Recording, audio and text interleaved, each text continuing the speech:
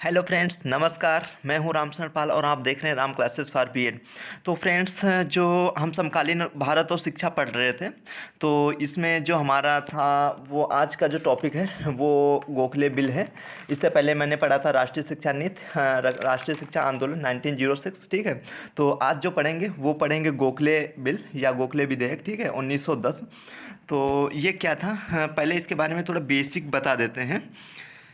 तो ये जो बिल था बेसिकली बनाया गया था प्राइमरी एजुकेशन को फ्री और कंपलसरी करवाने के लिए। ठीक है, तो और ये जो बिल लाए थे वो लाए थे गोपाल कृष्ण गोखले। ठीक है, कृष्ण गोखले ये राष्ट्रप्रेमी थे और ये इस बात को जानते थे कि मतलब जब तक सभी जो है भारतीयों को शिक्षित नहीं किया जाएगा तब तक हम जो है स्वतंत्र नहीं हो सकते हैं। इन्होंने लॉर्ड कर्जन का खुलकर विरोध किया था। तो उसी समय एक व्यक्ति हैं बड़ौदा राज्य के, ठीक है, गायकवाड़ महाराजा शिवाजी राव। ठीक है, इन्होंने जो है पूरे बड़ौदा में सभी बच्चों के लिए प्राथमिक शिक्षा अनिवार्य कर दी और इसमें उन्होंने सफलता भी प्राप्त की। ठीक है, तो गोपाल कृष्ण गोखले के मन में एक सवाल आता है, वो क्या है कि जब जो है बड़ौदा राज्य इस कार्य को कर सकता है तो फिर हमारी सरकार या ये अंग्रेजी सरकार इस कार्य को क्यों नहीं कर सकती है। तब ये जो है निःशुल्क एवं प्राथमिक शिक्षा के जो है संबंध में अपने प्रयास शुरू कर देते हैं। फिर क्या होता है, फिर गोपाल कृष्ण गोखले 19 मार्च 1910 को केंद्रीय धारा सभा में अनिवार्य एवं निःशुल्क प्राथमिक शिक्षा के संबंध में प्रस्ताव पेश करते हैं। ठीक है, उसमें क्या बताते हैं, उसमें पहली बात ये बताते हैं कि जो कक्षा 6 से 10 वर्ष तक के जो है बच्चे हैं उन सभी को, मतलब उन सभी बच्चों के लिए अनिवार्य एवं जो है निःशुल्क प्राथमिक शिक्षा की व्यवस्था की जाए। जो दूसरी बात बोलते हैं वो बोलते हैं ये जो केंद्र में और प्राथमिक शिक्षा विभाग खोला, मतलब जो केंद्र हैं उनमें प्राथमिक शिक्षा विभाग खोला जाए और उस पर नियंत्रण के लिए शिक्षा सचिव की भी नियुक्त की जाए।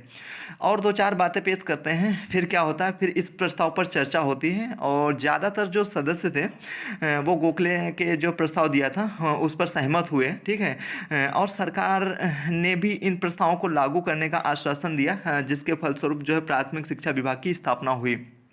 ठीक है, तो शिक्षा सचिव की भी नियुक्ति हो गई है। ठीक है, की गई उसके बाद में, लेकिन जो प्राथमिक शिक्षा को अनिवार्य एवं निःशुल्क बनाने के लिए कार्य जो करना था वो नहीं किया गया। ठीक है, तो फिर गोखले जी अपने प्रस्ताव को विधेयक के रूप में 16 मार्च 1911 को केंद्रीय धारा में फिर से प्रस्तुत करते हैं। ठीक है, तो इस पर फिर बहस होती है। ठीक है, तो इस पर बहस होती है। तो इस जो बिल के पक्ष में कुछ राष्ट्रीय नेता, मुस्लिम लीग के सदस्य, कांग्रेस नेता भी और जो कि कुछ मतलब समय केंद्रीय राज्य के सदस्य भी थे। लेकिन अंग्रेजी सरकार के सदस्यों ने इस बिल का विरोध किया। हाँ, और फिर क्या होता है, फिर जो है भारतीय रियासतों के सदस्यों ने भी इसका विरोध किया जिसके कारण यह बिल मतलब 13 पक्ष और 38 विपक्ष, ठीक है, के नेताओं से अस्वीकार, मतलब कि मतों से अस्वीकार कर दिया गया। ठीक है, तो ये था दरअसल मतलब गोखले बिल आपका 1910 है। तो हाँ, वो अलग की बात रही कि ये बिल जो है पास नहीं हो सका, लेकिन हम इस बात को नहीं कह सकते हैं कि गोखले के प्रयास निष्फल हुए, क्योंकि जो है उनके द्वारा जो दिए गए बिल के समक्ष जो है सुझाव दिए गए थे उससे जो ब्रिटिश सरकार थी उसमें हलचल भी पैदा हो गई थी और वे मतलब ये चीज़ सोचने लगे थे कि अब जो प्राथमिक शिक्षा की पुरानी नीतियाँ हैं उनको छोड़कर जो है नई जो है नीति बनानी चाहिए और जनसाधारण की तरफ हमें जो है विशेष ध्यान देना चाहिए। तो इसलिए सरकार ने जो प्राथमिक शिक्षा के लिए दिया जाने वाला जो अनुदान भी बढ़ा दिया था और फिर नए स्कूल जो है खोले, फिर अध्यापकों के वेतन को बढ़ाया, प्रशिक्षण मतलब ट्रेनिंग की भी व्यवस्था की थी। फलस्वरूप शिक्षा के क्षेत्र में असाधारण उन्नति हुई थी। ठीक है, तो गोखले बिल के कारण सरकार ने 1913 में एक और शिक्षा नीति जो प्रस्तुत की, उसमें शिक्षा के लिए अपने सुझाव भी दिए थे। तो ये था इसका पूरा जो है पूरा टॉपिक जो है हम कह सकते हैं। अब पढ़ते हैं इसमें क्या है।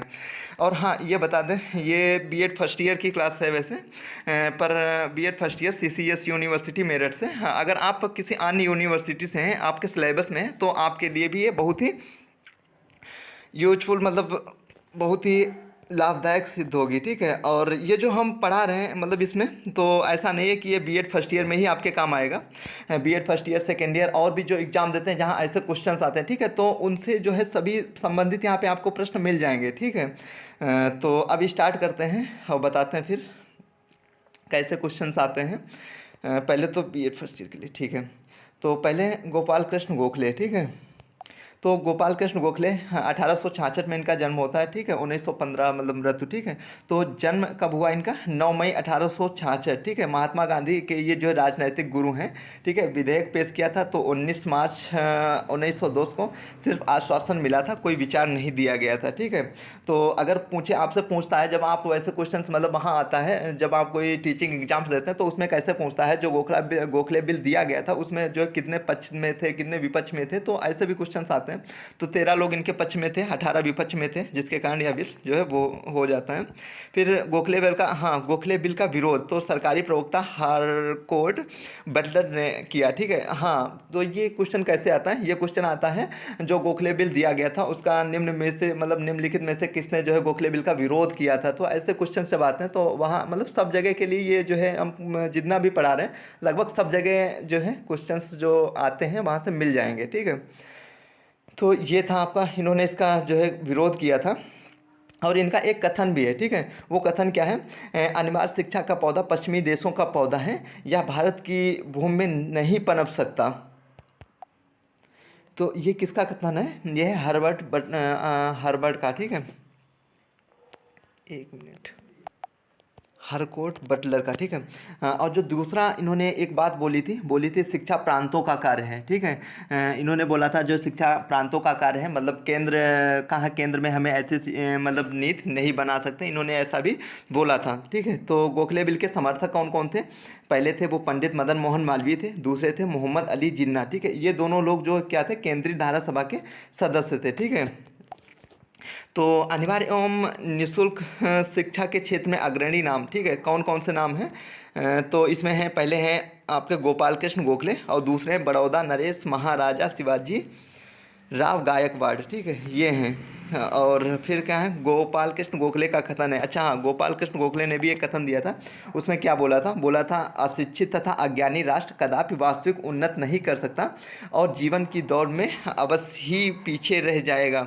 ये किसका कथन है? ये गोपाल कृष्ण गोखले बोलते हैं, जो अशिक्षित तथा अज्ञानी राष्ट्र है वह कदापि वास्तविक उन्नत नहीं कर सकता और वास्तविक जीवन की दौड़ में वह अवश्य पीछे रह जाएगा। ऐसा किसने बोला था? ये गोपाल कृष्ण जी का कथन था, ठीक है। फिर क्या है? 20 सितंबर 1911 को जॉर्ज पंचम ने शिक्षा संबंधी घोषणा की और 50 लाख रुपए प्राथमिक शिक्षा के प्रसार के लिए व्यय करने का आदेश दिया, ठीक है। कौन? जॉर्ज पंचम, ठीक है, जॉर्ज पंचम ने। फिर दूसरा है वो है 1980 में मुंबई प्रांत में विट्ठल भाई पटेल या पटेल अधिनियम, ठीक है। ये शायद बीटीसी में आया था कहीं पे क्वेश्चन, पटेल अधिनियम किससे संबंधित है, ठीक है। तो ये इससे संबंधित है, ठीक है। तो ये क्या है? 1980 में मुंबई प्रांत में विट्ठल भाई पटेल, 1918 के प्रयासों से प्राथमिक शिक्षा अधिनियम लागू कर दिया गया, ठीक है। तो ये था आपका, लागू कब किया गया था? 1918 में उस समय। अब आता गोखले का प्रस्ताव 1910। तो हाँ, ये है गोखले का प्रस्ताव 1910। तो ये क्या है? 19 मार्च 1910 को केंद्रीय धारा सभा में अनिवार्य एवं निःशुल्क शिक्षा के संबंध में, मतलब गोपाल कृष्ण गोखले ने 19 मार्च 1910 को केंद्रीय धारा सभा में जो है अनिवार्य एवं निःशुल्क शिक्षा के संबंध में जो प्रस्ताव दिया वो इस प्रकार था, हम कह सकते हैं। पहला क्या उन्होंने दिया, उसमें बोला था, सुझाव में बोला था जो 5 वर्ष से 10 वर्ष तक के सभी बच्चों के लिए अनिवार्य और निःशुल्क प्राथमिक शिक्षा की व्यवस्था की जाए, ठीक है। 5 से जो 10 वर्ष तक के बच्चे हैं उन सभी के लिए जो है अनिवार्य और निःशुल्क प्राथमिक शिक्षा, ये ध्यान रखी जाए। ये बात किसने कही? ये क्वेश्चन आता है, कहते हैं मतलब जब आप देते हैं वैसे एग्जाम में तो वहाँ आता है प्राथमिक एवं निःशुल्क शिक्षा के संबंध में सबसे पहले किसने विचार दिया था? तो गोपाल कृष्ण गोखले ने दिया था, ठीक है। तो अब दूसरी जो बात है वो क्या बोलते हैं प्रस्ताव में? वो बोलते हैं केंद्र में प्राथमिक शिक्षा विभाग खोला जाए। कौन से? प्राथमिक शिक्षा विभाग खोला जाए, कहाँ? केंद्र में, जो प्राथमिक शिक्षा की व्यवस्था करे, ठीक है। तीसरा है वो है प्राथमिक शिक्षा पर नियंत्रण के लिए शिक्षा सचिव, ठीक है, शिक्षा सचिव की नियुक्त की जाए, शिक्षा सचिव की नियुक्त की जाए। ये था तीसरा। और चौथा जो बोलते हैं वो बोलते हैं प्राथमिक शिक्षा की शैक्षिक स्थिति को वार्षिक बजट प्रस्तुत करने के समय प्रस्तुत किया जाए, मतलब जो प्राथमिक शिक्षा की शैक्षिक स्थिति है उसको जब वार्षिक बजट प्रस्तुत करते हैं उस समय भी प्रस्तुत किया जाए। फिर पांचवा है वो है पूरे देश में अनिवार्य एवं निःशुल्क प्राथमिक शिक्षा का कार्य तुरंत किया जाए। मतलब पूरे देश में क्या है, अनिवार्य एवं निःशुल्क जो प्राथमिक शिक्षा का कार्य है उसको तुरंत किया जाए, शुरू किया जाए। ठीक है, फिर क्या है, सरकार द्वारा प्राथमिक विद्यालय को अनिवार्य और निःशुल्क बनाने के लिए कोई कार्य नहीं किया गया। ठीक है, जब इन्होंने कोई कार्य नहीं किया था, ठीक है, तो उसके बाद में 16 मार्च 1911 को केंद्रीय धारा सभा में गोखले बिल प्रस्तुत किया गया था। गोखले बिल कब प्रस्तुत किया गया था? मार्च 1911 को। ठीक है, 16 मार्च 1911 को। ठीक है, तो अब देखते हैं गोखले बिल क्या है। तो जब गोखले प्रस्ताव मतलब 1910 में दिया गया, प्राथमिक एवं अनिवार्य शिक्षा के उसमें जब कोई सुधार नहीं किया गया, तो इन्होंने क्या बोला, ये जो प्रस्ताव आया 1911 में, तो इसकी कुछ जो है मुख्य धाराएं हैं उसमें क्या बोला, स्थानीय निकाय इस अधिनियम को लागू करने के लिए राज्य सरकारों की अनुमति अवश्य ले। जो स्थानीय निकाय हैं वो जो है इस अधिनियम को लागू करने के लिए क्या, राज्य सरकारों की अनुमति अवश्य ले। ठीक है, दूसरा है वो है स्थानीय निकाय अपने पूरे क्षेत्र में या सीमित क्षेत्र में इस अधिनियम को लागू कर सकते हैं। जो स्थानीय निकाय हैं वो अपने पूरे क्षेत्र में सीमित क्षेत्र में इस अधिनियम को क्या लागू कर सकते हैं। जो तीसरा है वो है जो अभिभावक अपने बालकों को प्राथमिक स्कूलों में ना भेजें उन्हें दंड दिया जाए। मतलब जो अभिभावक हैं मतलब वो अपने जो है बच्चों को प्राथमिक स्कूल में ना नहीं भेजते तो उन्हें क्या दंड किया जाए। तो चौथा है वो है प्रांतीय सरकार तथा स्थानीय निकाय इस शिक्षा पर 2:1 के अनुपात में व्यय करें। जो प्राथमिक मतलब सरकार कितनी, दो और निकाय तो 1, तो 2:1 के अनुपात में अपना व्यय करें। फिर पांचवीं जो बोला, पांचवी धारा में क्या बोला, यह अधिनियम पहले लड़कों की शिक्षा के लिए लागू किया जाए। ठीक है, पहले किसके लिए, लड़कों के लिए, उसके बाद में लड़कियों की शिक्षा पर जो है लागू किया जाए। ठीक है, ये था। फिर जो है गोखले बिल 1911 के सुझाव एवं सिफारिशें। ठीक है, तो क्या इनके सुझाव थे, क्या सिफारिशें थी? पहला है सरकार भारत में अनिवार्य शिक्षा की व्यवस्था करे। सरकार का है कि अनिवार्य शिक्षा की व्यवस्था करे। ठीक है, अगर सरकार इसमें असमर्थ है तो यह कार्य जो स्थानीय सरकार को दे दिया जाए। ठीक है, क्या सरकार जो है अनिवार्य शिक्षा की व्यवस्था करें, अगर वो इस कार्य को नहीं कर पा रही तो इसके लिए बस जो है स्थानीय सरकार को यह कार्य दे दे। ठीक है, फिर दूसरा है वो है स्थानीय निकाय इस संबंध में व्यवस्था करने के लिए सरकार से अनुमति लें। जो स्थानीय निकाय हैं वो इस संबंध में व्यवस्था के लिए सरकार की अनुमति लें। ठीक है, फिर तीसरी बात है वो है पहले अनिवार्य शिक्षा की व्यवस्था केवल 6 वर्ष से 10 वर्ष तक के बच्चों के लिए की जाए। कितने से कितने तक? केवल 6 से 10 वर्ष के बच्चों के लिए। ठीक है, पहले अनिवार्य शिक्षा की व्यवस्था केवल 6 से 10 वर्ष के लिए बच्चों के लिए की जाए। और जो चौथा है वो है बालकों की शिक्षा में इससे पहले लागू किया जाए। बालकों की शिक्षा के लिए और सुविधा होने पर इसे बालिकाओं की शिक्षा में भी लागू कर दिया जाए। ये था। फिर पाँचवा है वो बोलते हैं शिक्षा पर होने वाले बेवकों सरकार और स्थानीय निकाय, बेवकूफ़, ये गलत लिख रहा है, यहाँ पे होगा आपको व्यय। ठीक है, तो शिक्षा पर होने वाले व्यय सरकार और स्थानीय निकाय 2:3 के अनुपात में वहन करें। और जो छठी बात है वो बोलते हैं बजट में शिक्षा की प्रगति का भी हर हाल निरीक्षण किया जाए। बजट में काहे का, शिक्षा की प्रगति का जो है हर हाल में क्या निरीक्षण किया जाए, उसकी जाँच की जाए। ठीक है, तो फ्रेंड्स ये था आज का अपना टॉपिक गोखले बिल 1910। तो आई होप ये टॉपिक भी अच्छे से समझ में आया होगा।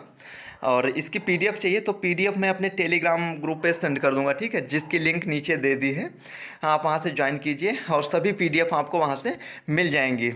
तो हाँ, अगर आप मेरे चैनल पे नए हैं तो प्लीज़ चैनल को सब्सक्राइब कर लें, लाइक भी करें और शेयर करें। ठीक है, ताकि आने वाली हर वीडियो की नोटिफिकेशन आप तक पहुंच सके।